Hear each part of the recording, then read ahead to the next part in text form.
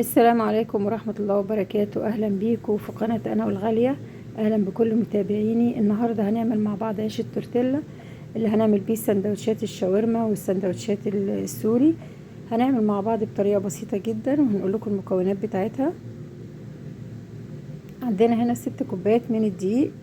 طبعا احنا بنستعمل اي مج عندنا ممكن نستعمله. عايزين تعملوا بكوباية المكاييل ممكن، عايزين بمج الشاي العادي، اي حاجة. المهم ان احنا الكوباية اللي هنعاير بيها او المج اللي هنعاير بيه كل حاجة.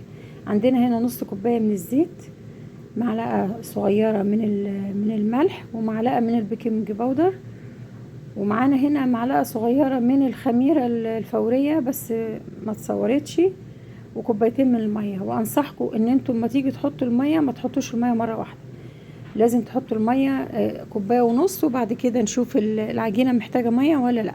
عجينتها متوسطة، ماهيش جامدة وماهيش طرية، يعني سلسة كده زي عجينة القرص الطرية.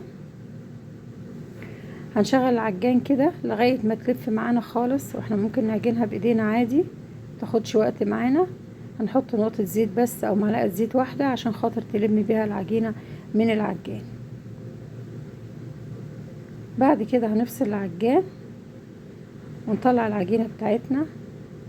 طبعا العجينة بتاعتنا على طول بتتقطع، نسيبها تستريح شوية وبعد كده نقطعها ونبططها على طول.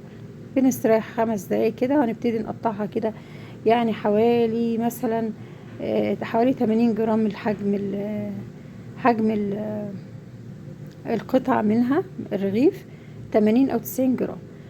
هنقطعها كده كلها وبعد كده نبتدي نفردها.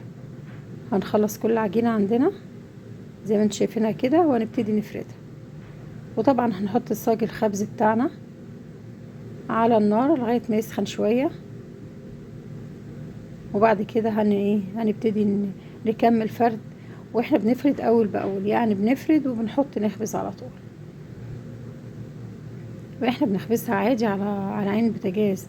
طبعا لو ما عندكيش الصاج الخبز دوت زي ما انتم شايفين كده، الصاج دوت انت ممكن تعمليها في اي قلاية تكون واسعة عندك، او تعملي بحجم القلاية اللي عندك. طبعا الصاج ما كانش لسه سخن قد كده يعني، فالاولانية كده هتقعد شوية معانا. احنا بناخدش فيها غير انها تبقى تدينا نقطة صفرة بس في الرغيف، النقطة الصفرة بس. شايفين النقطة الصفرة الموجودة في الرغيف. بعد كده نخلص كل الكمية اللي عندنا. طبعا طريقتها بسيطة جدا وسهلة جدا، واحنا بناكل السندوتشات دي بره بس ما بنعرفش العيش نفسه معمول ازاي.